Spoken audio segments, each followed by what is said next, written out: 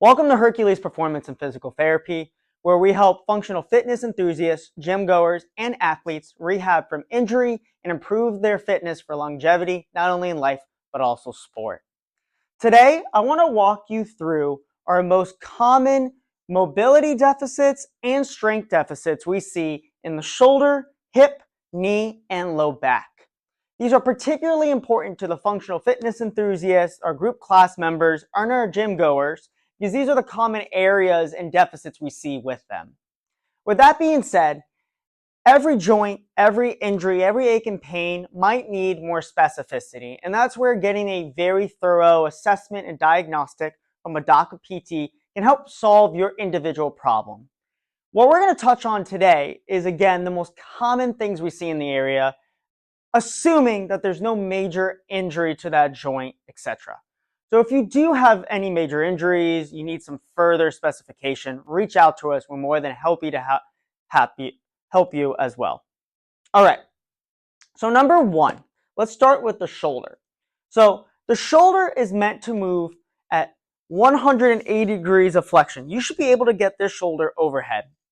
And what we find is a lot of people can't actually get this shoulder overhead into this position.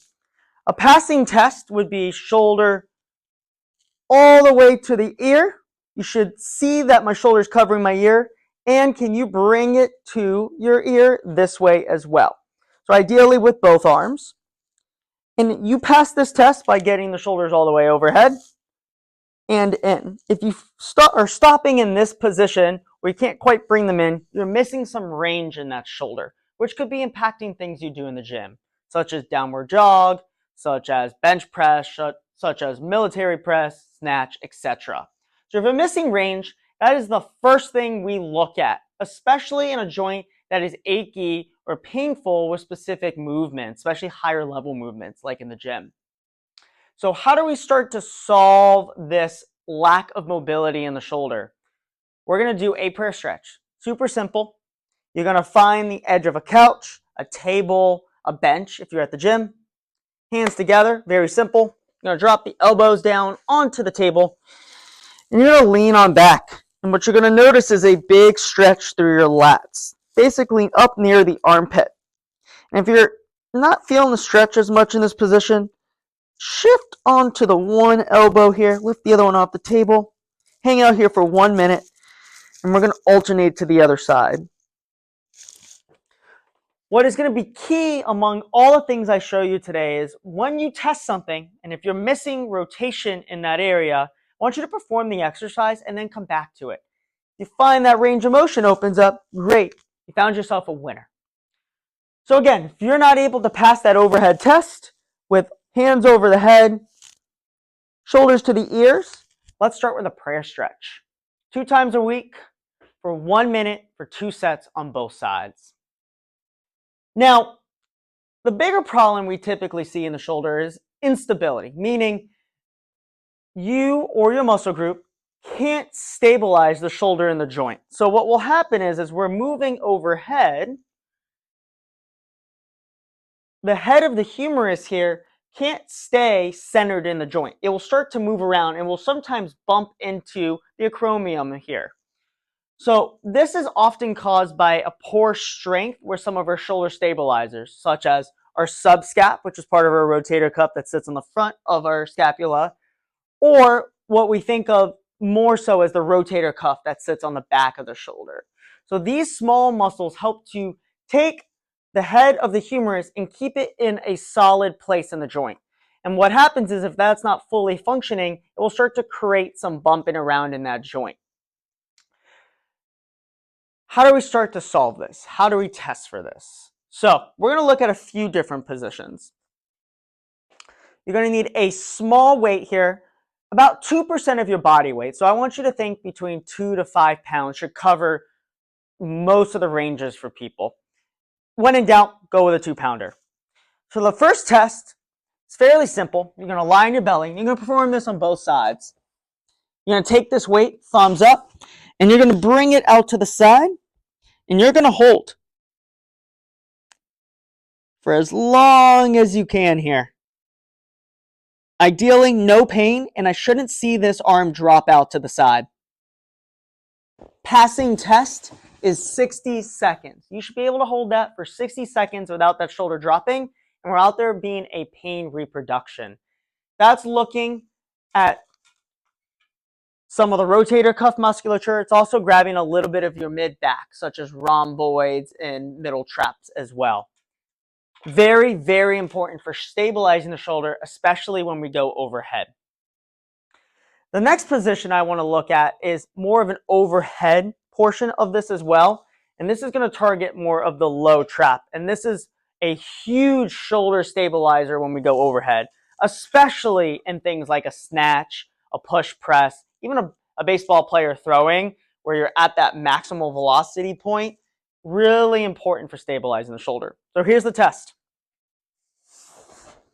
We're now going to go thumbs up, but instead of coming out to the side, we're going to come up at about a 45-degree angle, and we're going to hold again. Holding this position, should feel a little burn through the shoulder. 1 minute is a passing test here.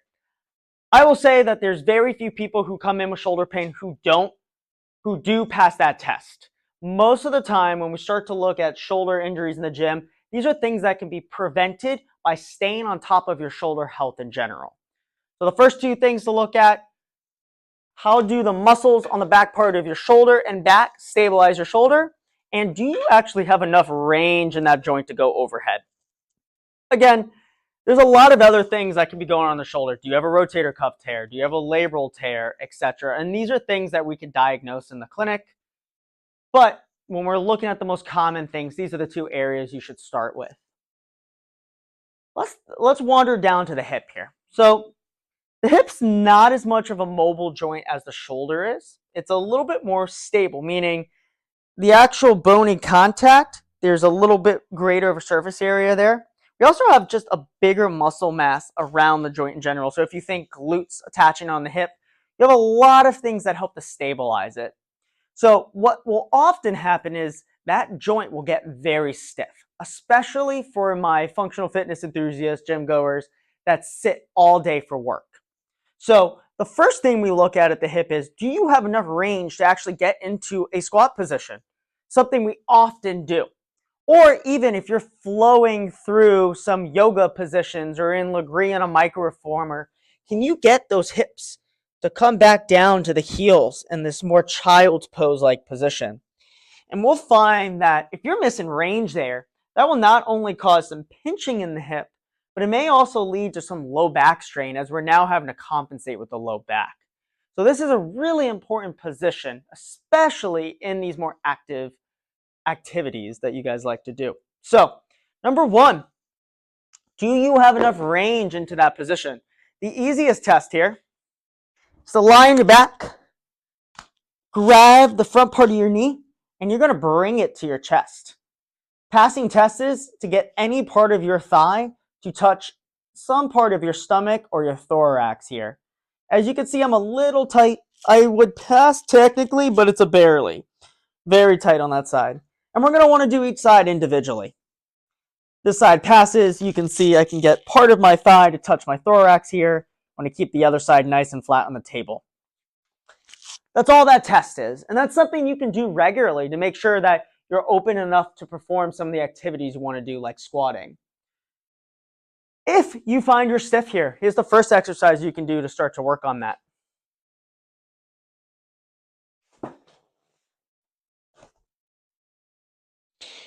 You're going to drop the leg down onto the table that needs to be mobilized.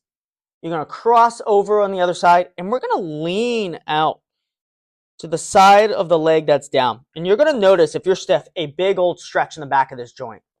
This is called a posterior capsule stretch for the hip.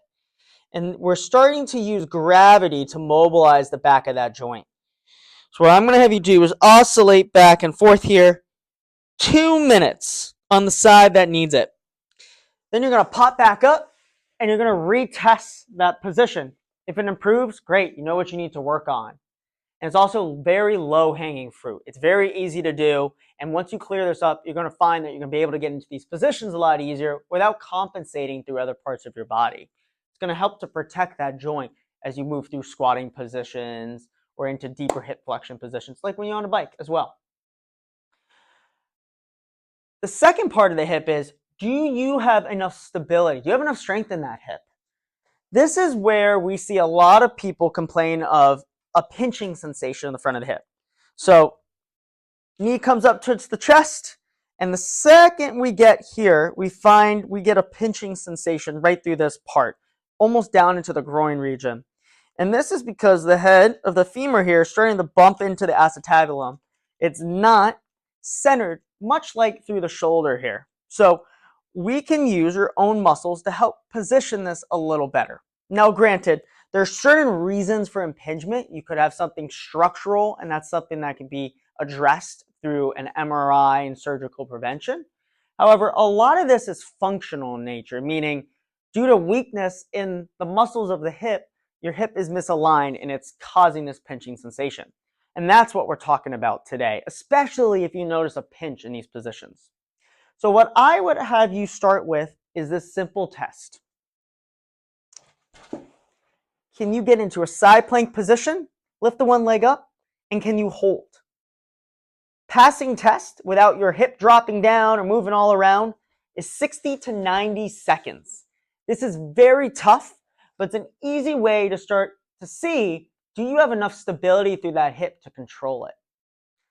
The second part of that is, how is the strength of your glute max? A muscle group that is talked about all the time in terms of not only low back health, but hip health as well. So simple test for this is one leg down, one leg up. You're going to pop up in the air and we're going to hold. Single leg glute bridge. If you start to cramp, that's a failed test. You see those hips drop, that's a failed test. Your hips should be all the way up, glutes engaged, and I want a time between 60 to 90 seconds at minimum on both sides. And what you're likely going to find is you're going to have some asymmetry side to side, and that is even more of a reason for you to start working on these kind of stuff. All right, so we've already gone over how to address some of the hip mobility. Let's go through a couple exercises you can do right away to start working on the hip. Very simple. Gonna grab a band here. Gonna bring it around your knees.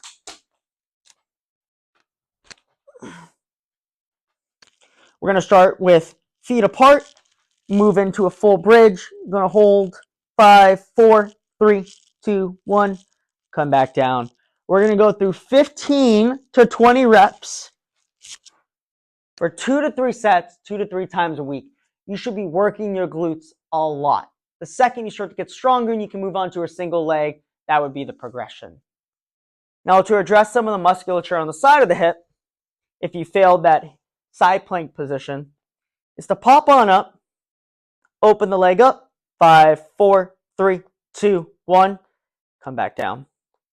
And we're going to repeat this 15 times on both legs, 2 to 3 times a week. And you should feel a pretty good burn on the side of the hip that's moving, and also in that leg that is down on the table. You might actually feel more pressure in that side of the hip. Those should feel pretty burny.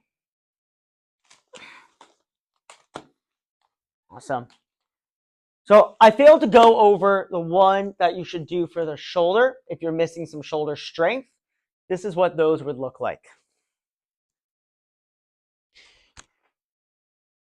If you're using a 2-pounder, 3-pounder, something in that region, and you couldn't pass that test, we're actually going to drop the weight, and we're going to start without any. So I'm going to have you start on your belly. This is going to be very similar to the test. You're going to bring arm down to the side, hold, 3, 2, 1, up and out, 5, 4, 3, 2, 1, and then we're going to go into a W here, 5, 4, 3, 2, 1, and we're going to repeat in each position 10 times. And you should notice the back of your shoulder on fire in a good way. You should create some change by stressing that tissue in the back. As those get easier, you're going to add a little weight to them, and then you're going to move into some standing positions and start to bring them back into what looks like more functional positions. All right, so we've covered shoulder mobility and strength, common things we see. Also common test exercises and mobility for the hip. Now we're going to talk about the knee. The most common issue, mobility-wise, I see in the knee is a lack of knee flexion. So can you bend your knee fully? As we mature, as I like to say, we tend to lose some knee flexion over time. This is where I'm going to have to caveat that we can improve upon this, but there are certain conditions like arthritis, certain types of meniscus tears, where improving that knee flexion on your own at home is going to be very tough. So having a skilled professional provide manual therapy treatments, dry needling, or even joint mobilizations could be hugely important to getting back the range. But this is what a passing test would look like. You're going to pop up onto your knees, and you're going to try to sit back on your heels. This should be painless, and you should be able to sit equally on both sides. If you're missing this range, let's say you're up high or shifting, that means you need to start working on knee flexion. Again, if it's just because I haven't been there in a while, then this next exercise is for you. If this is a chronic pain that's been there for a long time, seek out a skilled professional to do an assessment. That way we can delve into what we should do and shouldn't do to help work on that knee flexion. But let's assume there's no pain, you're just missing some range. You're going to do a simple heel slide. So you're going to kick that leg out, slide that heel in, hold at that end range. If you need to, add a little overpressure with the other leg. You're going to hold 5, 4, 3, 2, 1, and you're going to kick back out. It's called a heel slide. You can also do this with a small towel under the foot so you can slide it in easy. My table slides pretty well, but if you're finding you're getting stuck, find something you can gently go back and forth. This is sort of like greasing the wheel a little bit. 20 reps, slow, back and forth, a couple sets, a few times a week. That should help to improve that knee mobility. Once stuff starts to feel better, move better, you can actually move into the testing position and try to sink your way down, pulsing back and forth, shifting onto that side, spending some time in deep knee flexion. Next, so we already covered some of the hamstring strength we see in issues in that single leg bridge. That's definitely going to influence how the knee behaves. But when we talk about the knee, and what I actually see missing a ton is quad endurance, especially for my athletes that spend a lot of time in two-legged positions like squatting or deadlifting, or maybe we're in yoga on 2 feet all the time. Whatever it might be, spending some time on a single leg is so important. Here's the test to see, do you have the prerequisite strength for these fitness classes from a quad perspective, quad endurance? So find yourself a wall. The test is a single leg wall sit. You're going to come down to 90 degrees on one knee. You're going to pick up the other, and we're going to hang out here. The goal is between 60 and 90 seconds for my females and over 90 seconds for my males at minimum. This is a very tough test, and you'll often find one side stronger than the other. You'll also see that you'll probably develop more aches and pains on the side that's weaker. This is a golden opportunity to start working on some of these single leg positions. So here's the exercise I like to use to start working on that. And it's actually an exercise in disguise. So you're going to put the band back on. We're going to come over to the wall. We're going to get into that single leg position again. And we're going to hold with a small little bend in the knee. You're going to start feeling that quad working pretty hard. And you're going to open that knee up. This is also a really good exercise to start working those lateral hip muscles we were just talking about with the hip as well. This is a great way to have a little modified lunge isometric here, working on that single leg quad endurance. Especially if you're struggling with knee pain in the patella tendon, basically the tendon that sits from the patella here, your kneecap, right to the crest of your tibia here. You have these tendons that sit on either side, quad tendon, patella, and this is where we get a lot of patella tendonitis, especially in our jumping athletes, people who jump a lot. Say you're on a trampoline, you do a lot of box jumps, develop some knee pain in those regions. And this is a test highly correlated to see, A, do you have pain in that region? Do you have enough strength? And to track metrics over time. It's a fancy way of saying you're having pain there and you weaken that position, but yet you can tolerate it, let's start to work on that as well. Great, so we've covered shoulder, hip, and knee, some common areas. Now it's time to get to the very complicated back, right? So when you look at the back, there's a lot going on here. We have these nerve roots that are popping out. We have the vertebrae that are coming down here.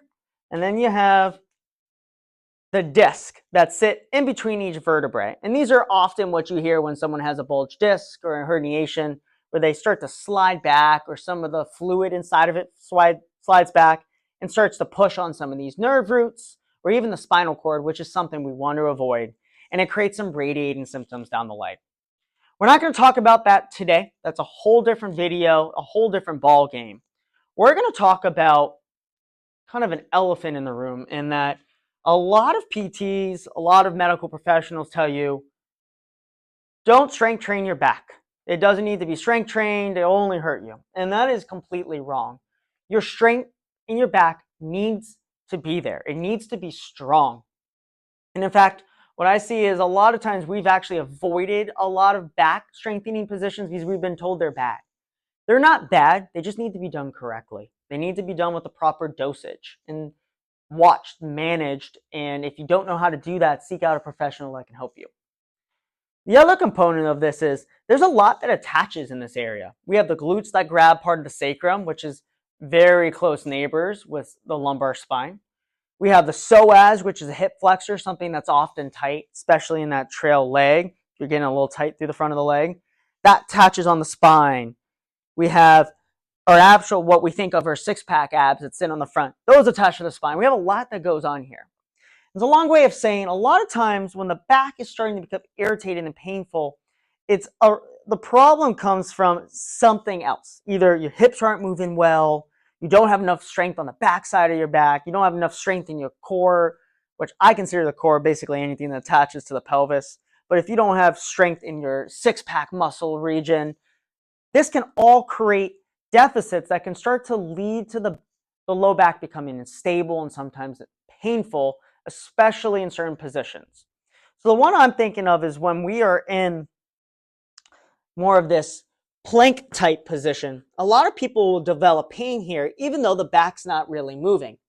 And it's because we can't control low back extension. Basically, gravity's winning and it's causing some of these vertebrae to sort of bend backwards like this. And they're starting to pinch some of the nerves in the area. It's creating irritation.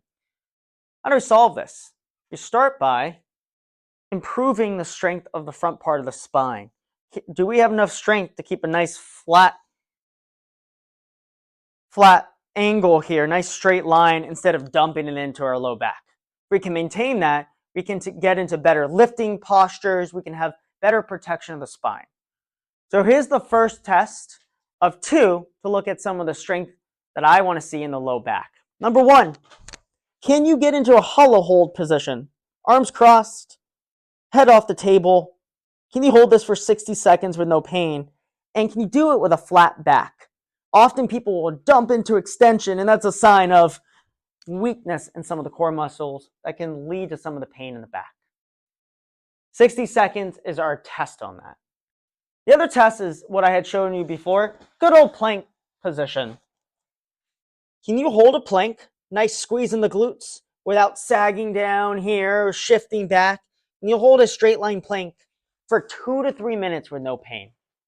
What we'll often see is people that have some low back pain or a large degree of achiness, they can't hold that position without pain very long. And that's telling me we got some weakness there. Now again, I'm going to caveat this. This depends on history through the back, where you have pain, what positions, how it's brought on.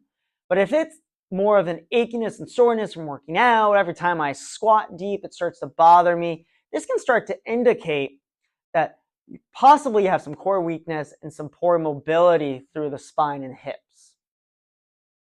So the last test for the spine is, can you actually bend all the way to the ground? I'm going to save the simplest for last. You bend down, legs straight, and touch the ground. If you can't, you're probably missing some length in the low back, and most definitely missing length in those hamstrings. you can't pass this test, here's the exercise to go about it.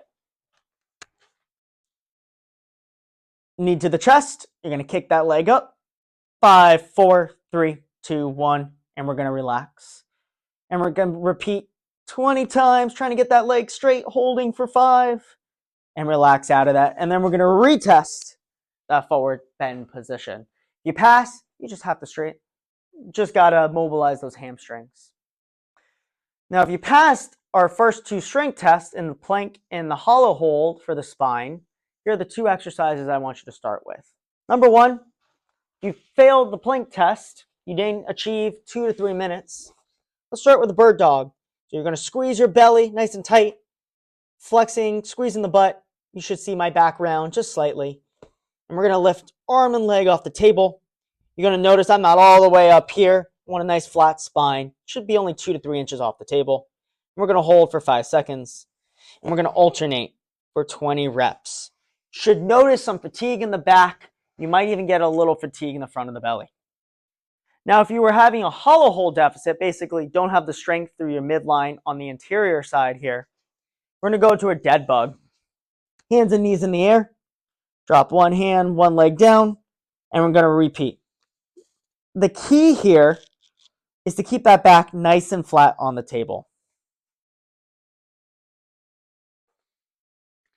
We've now gone through shoulder, hip, knee, and low back, the most common mobility deficits and strength deficits I see in those positions. This is not a catch-all for everything in those joints. This is just some of the most common things I see due to a lack of mobility and strength in the gym or in functional fitness classes. If you have any specific questions, reach out to us. We're more than happy to help you. Have a great rest of your day, guys.